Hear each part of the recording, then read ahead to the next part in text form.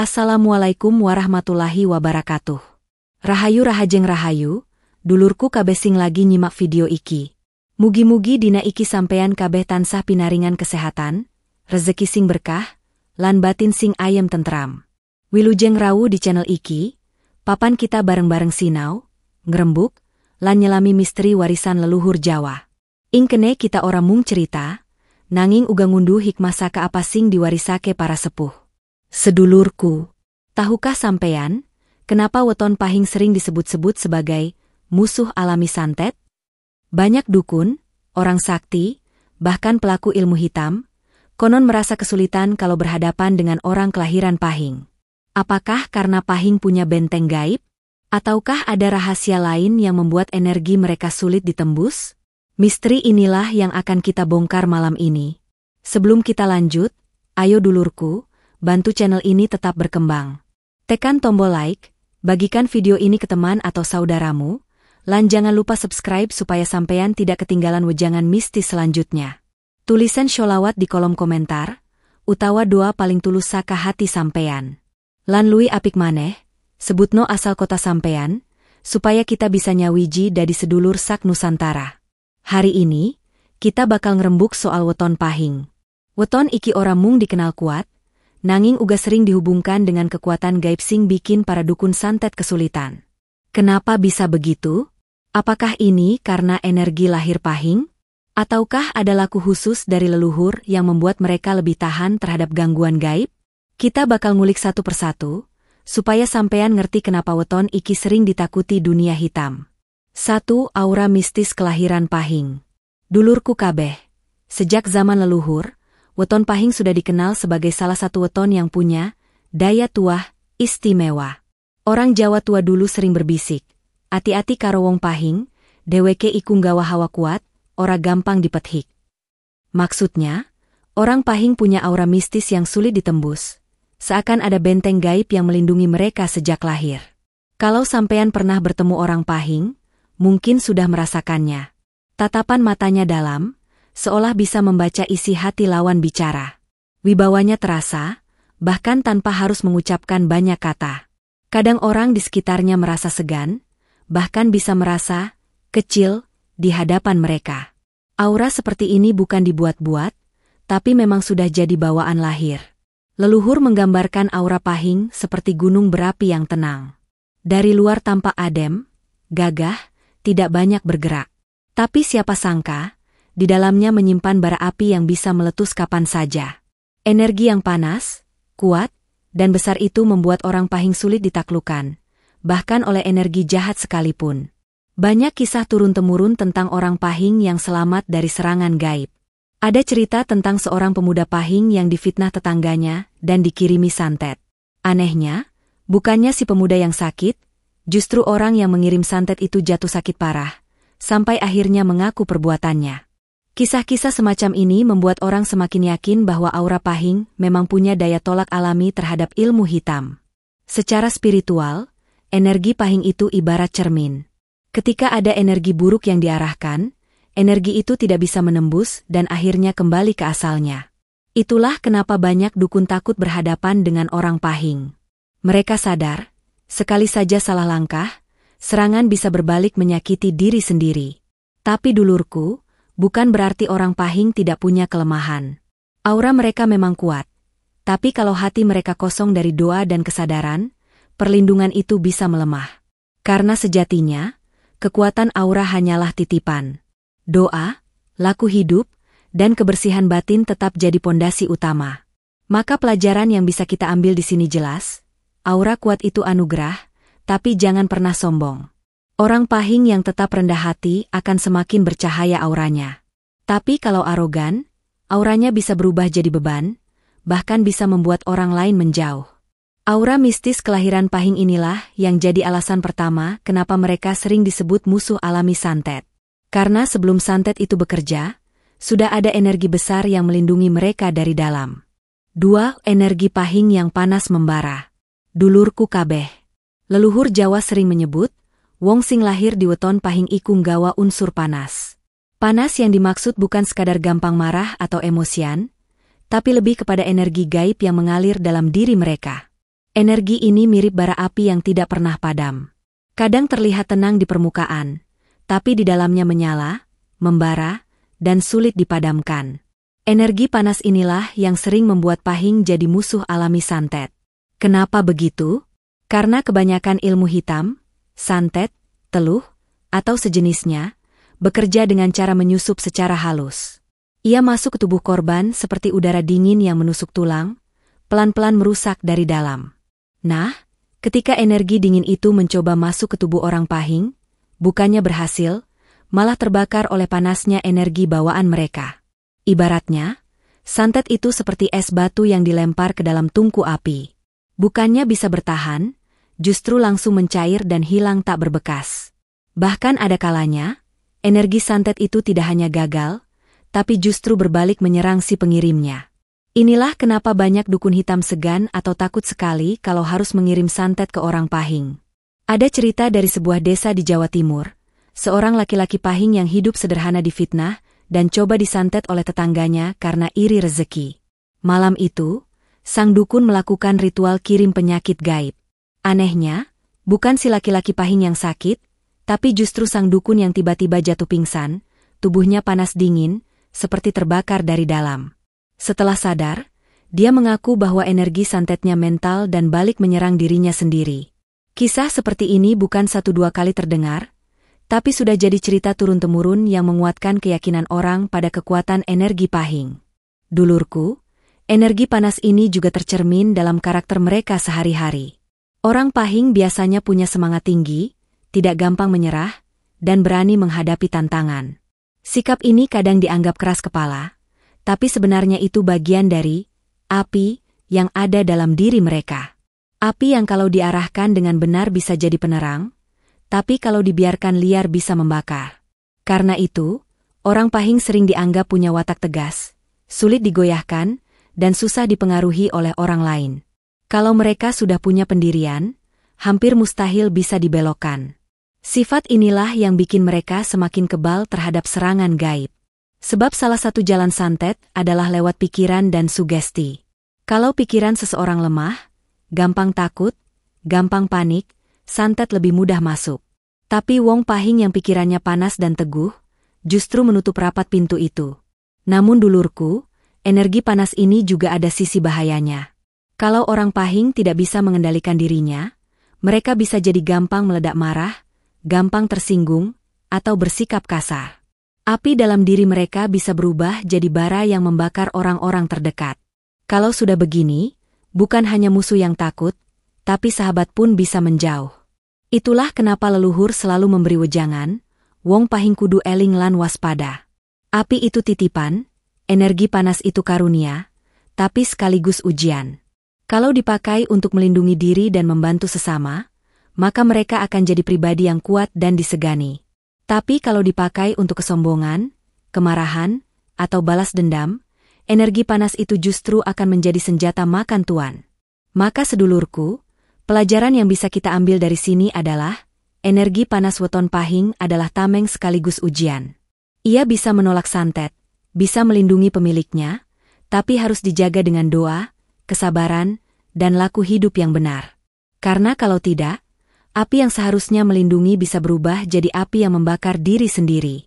Jadi, alasan kedua kenapa Pahing sering jadi musuh santet, adalah karena energi panas bawaan mereka.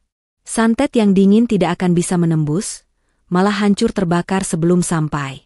Bahkan kadang, energi itu berbalik menyerang pengirimnya. Inilah kekuatan mistis yang membuat banyak dukun berpikir 2 kali sebelum berurusan dengan orang kelahiran Pahing. 3. Karakter tegas dan sulit dikuasai. Dulurku kabeh, salah satu alasan kenapa orang weton Pahing sering dianggap kebal santet bukan hanya karena auranya kuat atau energinya panas, tapi juga karena karakter batin mereka yang tegas dan sulit ditundukkan. Kalau kita bicara soal santet atau ilmu hitam, sebenarnya cara kerjanya bukan sekadar lewat benda gaib yang dikirim. Ada bagian penting yang jadi pintu masuknya, pikiran dan perasaan korban. Orang yang pikirannya rapuh, gampang takut, gampang goyah, biasanya lebih mudah ditembus. Tapi orang Pahing, karakternya berbeda. Mereka cenderung tegas, kuat, dan keras dalam pendirian. Orang Pahing biasanya tidak mudah percaya begitu saja pada omongan orang. Mereka lebih suka melihat bukti, lebih suka menguji kebenaran. Kalau ada orang yang mencoba menakut-nakuti mereka dengan ancaman gaib, biasanya respon mereka sederhana, "Ya wis, coba wae." Sikap ini yang bikin energi santet sulit masuk, karena ketakutan adalah pintu paling besar bagi serangan gaib. Bayangkan, dulurku, kalau ada orang diserang santet lalu ia langsung panik. Pikirannya dipenuhi rasa takut, otomatis energinya jadi lemah. Tubuh jadi gampang sakit, batin jadi goyah, dan akhirnya santet benar-benar bekerja. Tapi kalau orang Pahing yang kena serangan, mereka justru melawan dengan batin yang teguh. Ketegasan ini memantulkan kembali energi negatif itu. Leluhur Jawa sering menggambarkan karakter Pahing seperti batu karang di tengah lautan. Ombak boleh datang berkali-kali, tapi karang tetap berdiri kokoh. Begitulah sikap mereka. Orang boleh mencoba menekan, menguji, atau bahkan menyerang, tapi mereka sulit sekali untuk digoyahkan. Ada kisah menarik tentang seorang wanita Pahing di sebuah desa di Jawa Tengah. Ia dituduh menyimpan ilmu hitam karena hidupnya makmur dan dihormati banyak orang. Beberapa orang iri lalu mencoba menyantetnya. Tapi anehnya, bukannya wanita itu yang sakit, justru para pengirim santet itu sendiri yang kena musibah. Usahanya bangkrut, keluarganya sakit, bahkan ada yang kehilangan kewarasan. Setelah diselidiki, ternyata wanita Pahing itu tidak pernah melakukan perlawanan khusus. Selain satu hal, ia selalu tenang, sabar, dan yakin pada kekuatan doa. Ketegasan hatinya untuk tidak takut itulah yang membuatnya terlindungi. Sifat tegas ini juga tercermin dalam kehidupan sehari-hari. Orang Pahing biasanya punya prinsip kuat. Kalau sudah bilang, ya, maka ia akan jalankan sampai tuntas. Kalau sudah bilang, tidak, hampir mustahil dibujuk. Karakter ini sering membuat mereka dianggap keras kepala. Tapi justru di balik sifat keras inilah terdapat benteng gaib. Karena orang yang mudah dipengaruhi biasanya lebih gampang jadi korban. Namun dulurku, sifat tegas ini juga punya sisi bayangan. Kalau orang Pahing terlalu keras, mereka bisa jadi sulit beradaptasi, bahkan mudah bertengkar dengan orang lain. Sikap keras yang tidak diimbangi dengan kebijaksanaan bisa berubah jadi masalah dalam hubungan sosial. Dari sinilah muncul wejangan leluhur, tegas aja nganting gegirisi.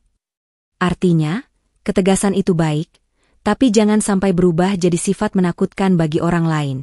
Maka, orang Pahing perlu menjaga karakternya dengan cara eling lan sabar. Ketegasan mereka adalah tameng alami, tapi harus digunakan dengan hati yang lembut. Karena batu karang sekalipun, kalau terlalu kaku, bisa retak ketika ombak besar datang. Pelajaran penting dari sini adalah, orang Pahing kebal santet bukan hanya karena auranya, tapi karena mentalnya yang sulit ditembus. Santet bekerja lewat rasa takut, lewat pikiran yang goyah. Tapi orang Pahing, dengan ketegasannya, menutup pintu itu rapat-rapat. Jadi dulurku, alasan ketiga kenapa Pahing sering disebut musuh santet adalah karena karakter tegasnya yang membuat mereka sulit ditundukkan. Bagi dukun hitam, menghadapi orang Pahing sama saja dengan menghadapi tembok batu.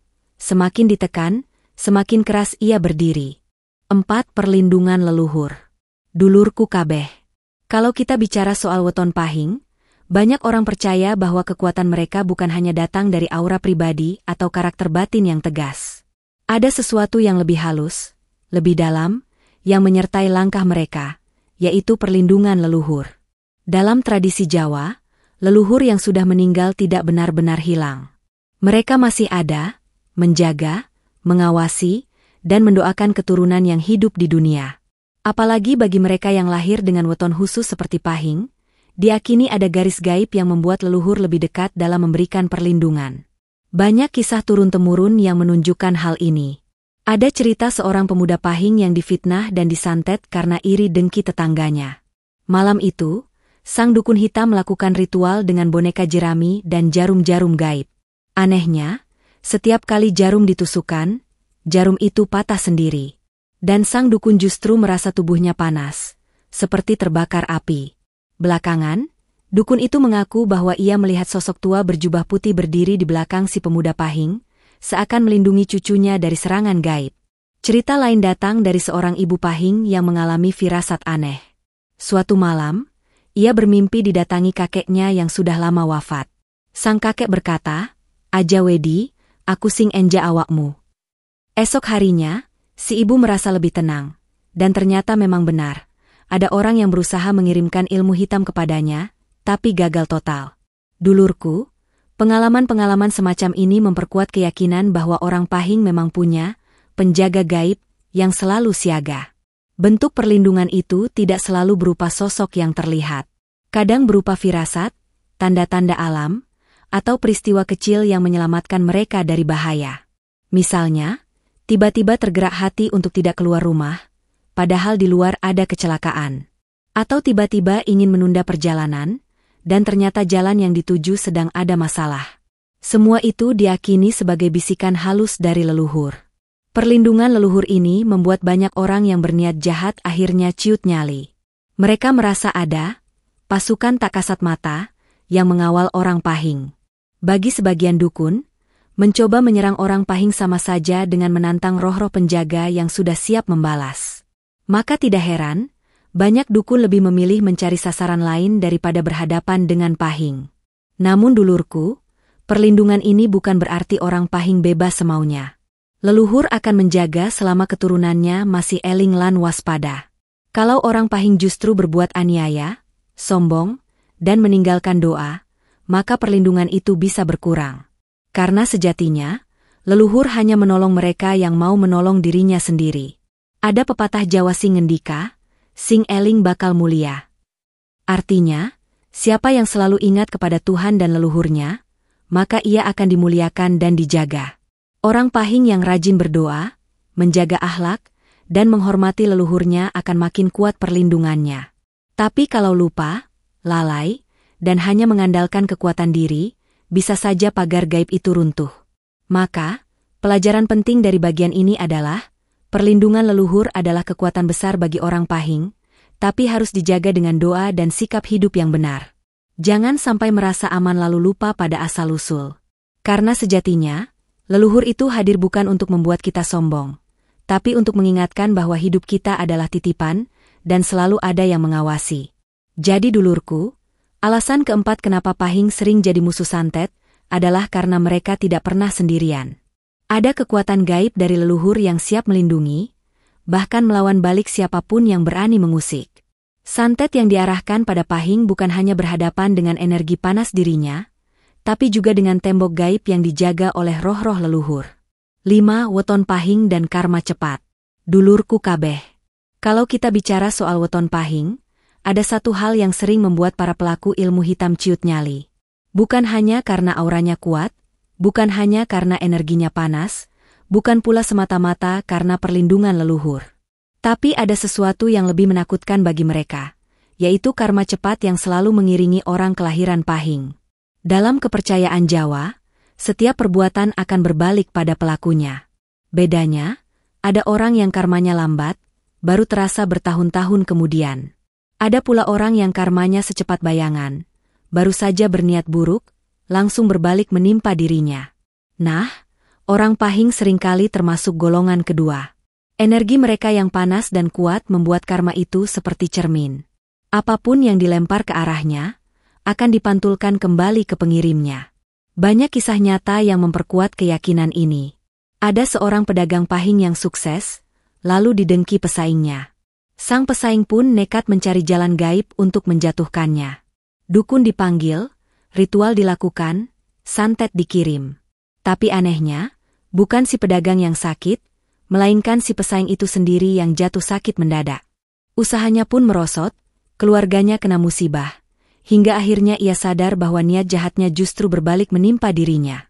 Cerita lain datang dari seorang pemuda Pahing yang sering jadi sasaran iri teman-temannya. Ia dikenal cerdas, disukai banyak orang, dan punya masa depan cerah.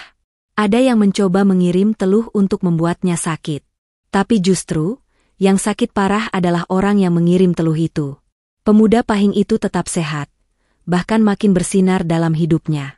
Kisah-kisah seperti ini membuat banyak orang percaya bahwa menyakiti Pahing sama saja dengan menggali lubang untuk dirinya sendiri. Dulurku, hal ini tidak lepas dari sifat dasar energi Pahing yang reflektif. Mereka ibarat cermin besar, apapun energi yang datang ke arahnya akan dipantulkan. Kalau energi itu baik, maka kebaikan akan kembali kepada pengirim. Tapi kalau yang datang adalah kebencian, iri hati, dan niat jahat, maka energi itu akan balik menyakiti pemiliknya. Inilah sebabnya banyak dukun merasa kapok, mencoba menyantet orang pahing. Bukan hanya gagal, tapi justru bisa hancur sendiri. Ilmu yang mereka kirim bisa berubah jadi racun bagi dirinya sendiri. Bahkan ada yang sampai kehilangan kekuatan karena terlalu sering mencoba melawan energi pahing. Namun dulurku, bukan berarti orang pahing bisa bersantai-santai. Karma cepat ini bukan hanya berlaku bagi orang yang berniat jahat pada mereka, tapi juga bagi orang pahing itu sendiri. Kalau orang pahing berbuat baik, maka hasil baiknya sering datang lebih cepat dibanding orang lain. Tapi kalau mereka berbuat salah, akibat buruknya pun bisa datang seketika.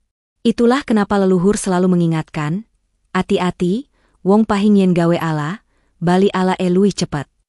Artinya, orang pahing kalau berbuat jahat, balasannya akan datang lebih cepat. Maka mereka harus lebih berhati-hati menjaga sikap, menjaga ucapan, dan menjaga hatinya. Pelajaran penting yang bisa kita ambil adalah, karma itu nyata, dan pada orang pahing, ia bekerja dengan lebih cepat. Karena itu, orang pahing yang hidupnya dipenuhi doa, sabar, dan kebaikan akan lebih cepat mendapatkan keberkahan. Sebaliknya, kalau mereka lengah, sombong, atau merugikan orang lain, balasan buruknya juga akan langsung menghampiri. Jadi dulurku, alasan kelima kenapa pahing sering disebut musuh santet adalah karena karma cepat yang menyertainya. Siapapun yang mencoba mengirimkan energi negatif pada mereka, justru akan tersungkur oleh perbuatannya sendiri. Dan bagi orang pahing sendiri, ini menjadi pengingat agar mereka selalu menjaga langkah. Karena setiap jejak yang mereka tinggalkan, akan segera kembali ke dirinya. Dulurku kabeh, dari pembahasan iki kita ngertien weton pahing kui ibarat api. Panas, kuat, lan susah dipadamkan. Aura mistisnya jadi tameng alami, karakternya yang tegas jadi benteng batin, lan perlindungan leluhur dari perisai gaib. Maka, ora kaget yen wong pahing asring disebut musuh santet. Dukun bisa kalah, energi hitam bisa mental, lan karma bisa bali cepet marang wong sing berusaha nyerang. Pelajaran sing bisa kita ambil yaiku, kekuatan sejati bukan hanya soal ilmu, tapi juga soal laku, doa, dan keteguhan hati.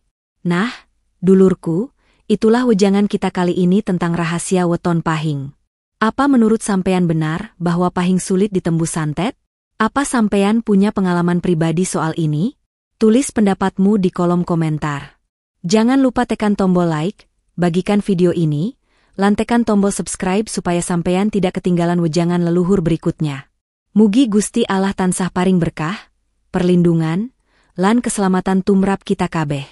Wassalamualaikum warahmatullahi wabarakatuh. Rahayu.